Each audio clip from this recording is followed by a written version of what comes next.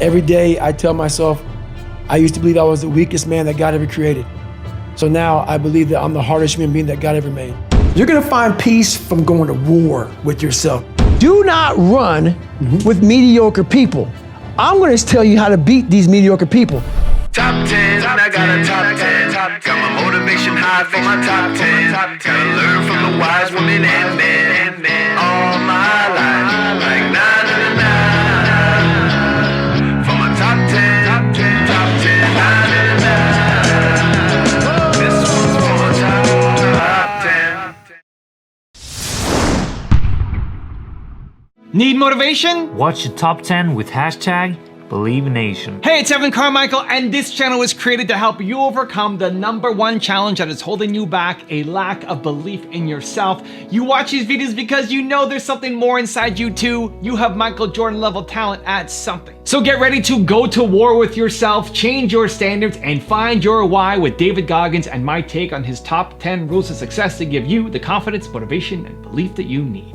Enjoy. Okay, let's kick it off with rule number 1. Go to war with yourself.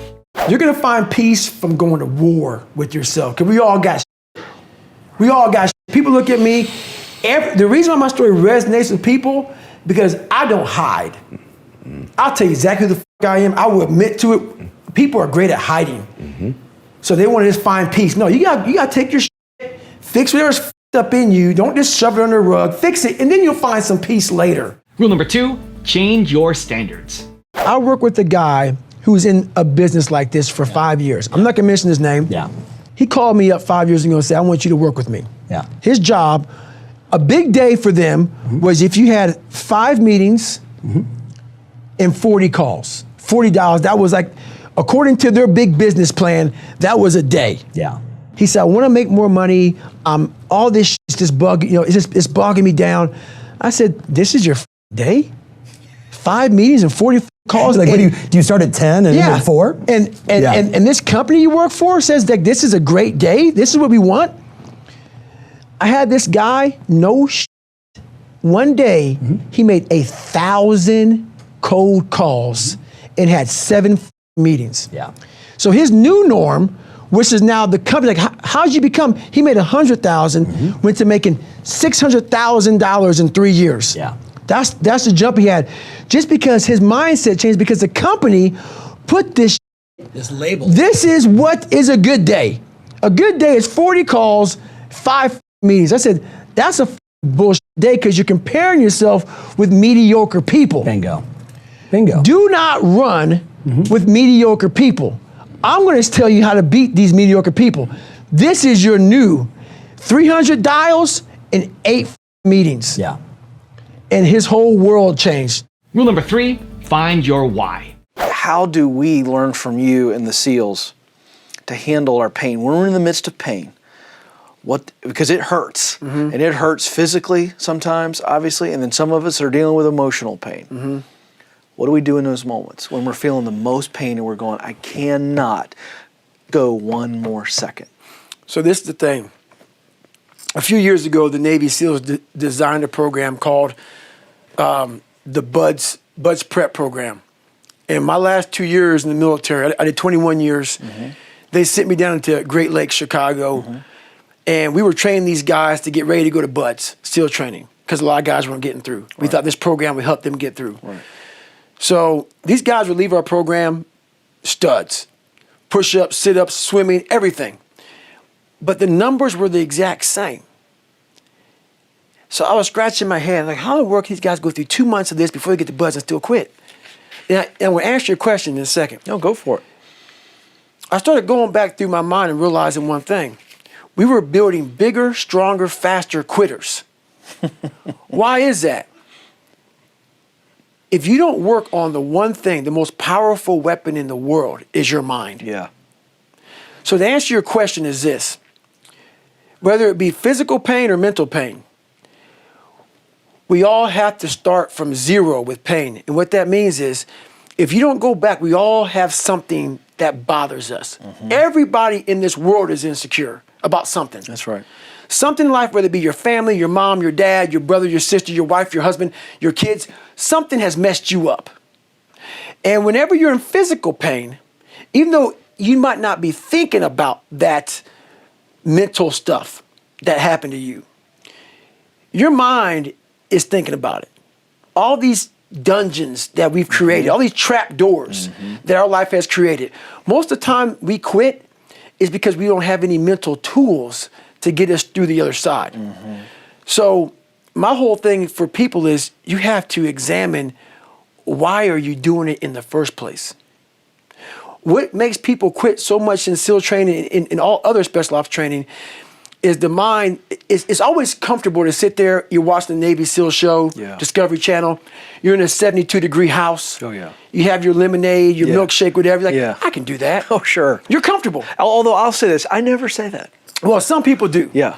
A lot of folks think, because it feels very comfortable in that comfortable environment. Oh, totally, absolutely. The second you get out there in that environment where it's 40 degrees, like in my third hell week, we had a guy die of pulmonary edema. Died out there in my third hell week. Oh, no. You have to really want whatever you're going for. Yeah. If not, all these questions that come up, like you said, how do you go one more step further? Yeah. Your mind's going to ask you all these questions. How can you go one more step further? If you don't have the answers to that, and I can't give them to you. Yeah, that's right. You have to know, why am I here? For me, when I was going through SEAL training, I was willing to die. So all these negative questions that kept on coming up in my head, I had the answer for them. It's those people that don't have the answer for those negative questions. Right. And if you can't answer those questions, you will quit. Rule number 4, use the 40% rule. When your mind, this is this whole 40% rule I talk about all the time, that I made up a long time ago. I started making it up through pain. Tell them what that is, would you go? So basically the 40% rule is, I am a strong believer that we quit. Because why? How the f does a 297-pound cockroach guy who quit on everything is now considered one of the baddest men on the planet? How is that possible? It means I had to change one thing, my mindset. So there's no way in hell that was in, but that guy was in me. It wasn't like God came down here and said, hey, guess what, man? You're a fat ass, but I'm gonna now make you a badass. I'm gonna miracle this to be a badass. No, it was in me. I had to believe and make that belief work. And through hard work, I did that. So the 40% rule is like, we have like a car. Some cars have a governor on it. And when you get to like 92 miles an hour, that car start doing this because it can't go any faster.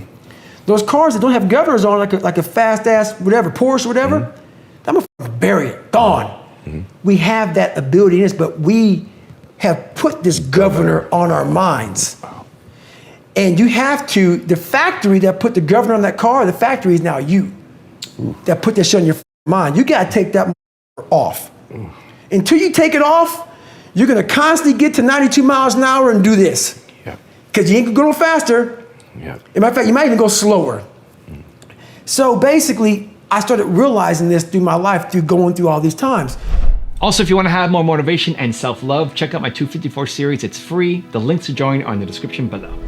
Everything I didn't want to do is what got me to where I'm at today. You can outwork anybody. What if I can become someone that no one thinks I can be? And just me talking about that, I have the hair going up on my arms. Rule number 5, change your body language. So I worked with a few pitchers. I won't name their names, big name pitchers. And I studied them for a long time. Man, I want to be better, man. I want to be better. I want to be better. So I got film on them. I studied them. I'm like, okay, what is wrong? That's it. I saw it. Whenever something bad would happen on the mound, that's the first thing they would do. Totally. The head drops, shoulders roll forward, they look down. That sends a direct message to your brain that I failed. I am a failure. That starts the downward spiral to being a failure. On that mound, you can't ever recover. It's that, so I started teaching this. It's that person who, you throw a bad pitch, you get the ball back, your chin is not high, because that shows that you're way too proud. Your chin stays here. Your shoulders stay nice and level. Your feet firmly on the ground. Your hands planted like I'm ready to beat somebody's ass, and I'm ready for battle. It tells your mind, wow, maybe we didn't f up that bad. we're still in the fight. So that's the one thing I always do is like, even if I f up, keep your body positioned like you're still a warrior. 100%. Like you're still fighting. If you get 100 bad calls in a row. Yep. Hello, I'm David Goggins. How you doing today? Yep.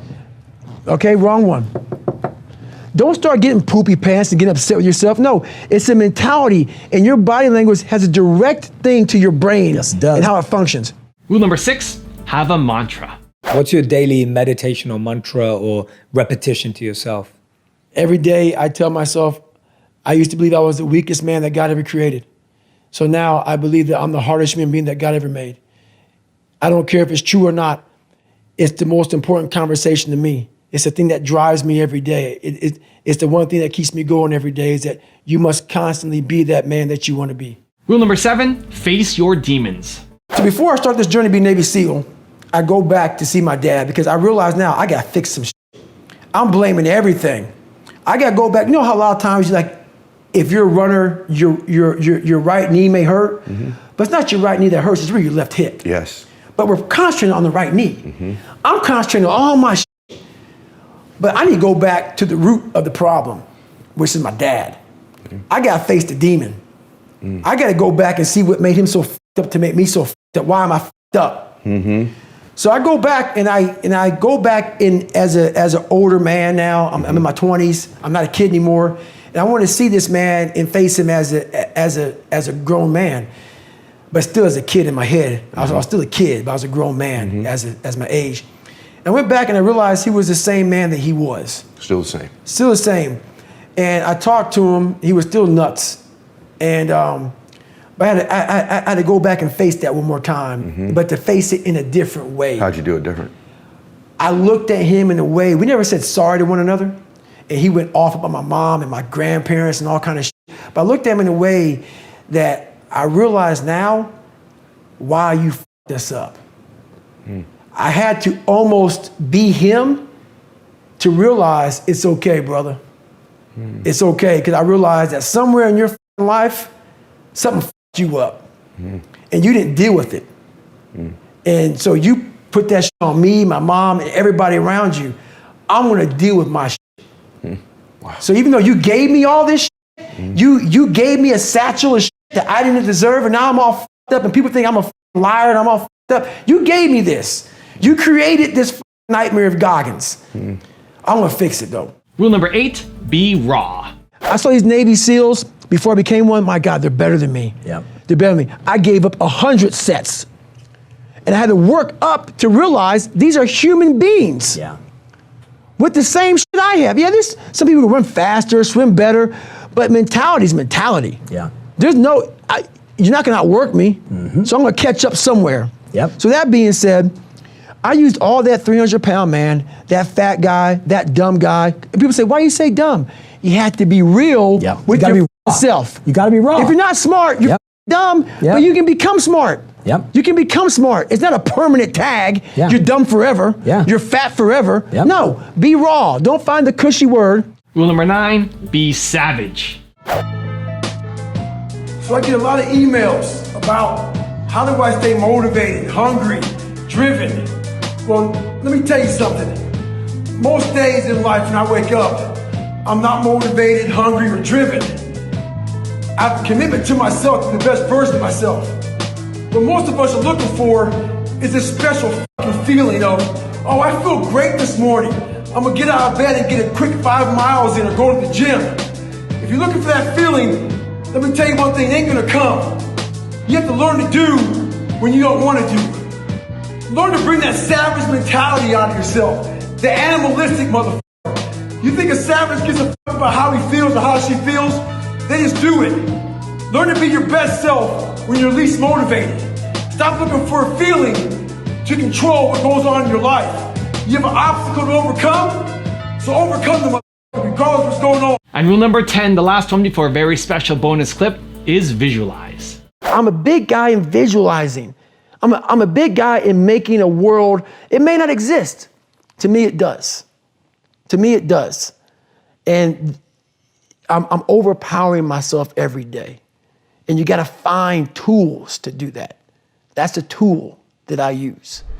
Now I have a special bonus clip from David on how to stay hard that I think you're gonna enjoy. But before that, it's time for the 3-point landing questions. Let's go from just watching the video to taking action. Here we go. Question number 1. What's your demon that you need to face? Number 2. What is your mantra? And number 3. Where do you need to change your standards? And if you made it this far in the video, I wanna celebrate you. Give me a hashtag believe down in the comments as well. If you're a doctor, a lawyer, a teacher, a medic, all kind of different professions in life, you have to recertify every fucking year. If not every year, every couple years. Almost every job in the world has to recertify. There's different kind of tools and knowledge that comes out. Everything is constantly evolving. As human beings, we are evolving. So you get those CEUs. So right now I'm at Moab 240. You gotta also certify or recertify as a fucking savage. So I had a hard life growing up. My life is good now. Don't need to do this shit. It's time to recertify as a savage. Stay hard.